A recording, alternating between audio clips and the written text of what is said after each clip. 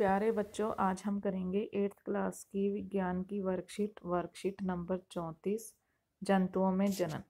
हम जानते हैं पाचन, परिसंचरण, उत्सर्जन और श्वसन आदि जैव प्रक्रम हर जीव के उत्तरजीविता यानी जिंदा रहने के लिए बहुत जरूरी है।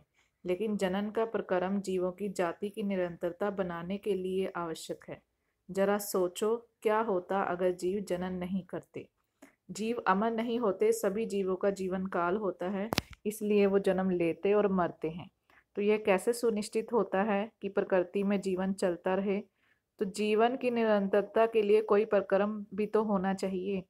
तो वह क्रिया जो सभी जीवों को अपने जैसे जीव उत्पन्न करने में मदद करती है, तो वह जनन कहलाती है।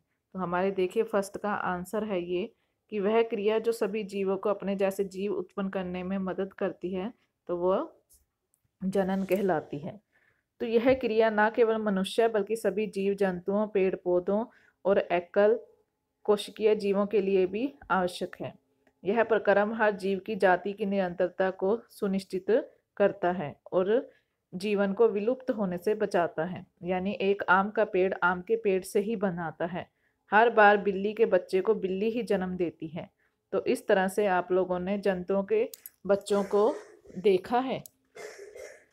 जनन की विधियां हैं। पादपों की तरह जंतुओं में भी जनन की दो विधियां होती हैं, लैंगिक जनन और अलैंगिक जनन। लैंगिक नर युग्मक और मादा युग्मक के संलयन द्वारा जनन को लैंगिक जनन कहते हैं। तो इस क्रिया में दो जीव नर और मादा मिलकर नई संतति को बनाते हैं। और अलैंगिक जनन में जनन का वह प्रकार जिसमें केवल एक ही जीव भाग लेता है।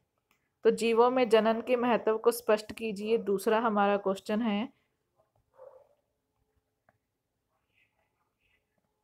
कि जीवों में जीवन की निरंतरता के लिए प्रक्रम होना चाहिए। और क्या होता है यदि जीव जनन नहीं करते? अगर जीव जनन नहीं करते तो यह प्रकृति का जीवन काल समाप्त हो जाता। जीवों में जनन की विभिन्न विधियां लिखिए। तो दो विधियां हैं, लैंगिक जीवन और अलैंगिक जीवन।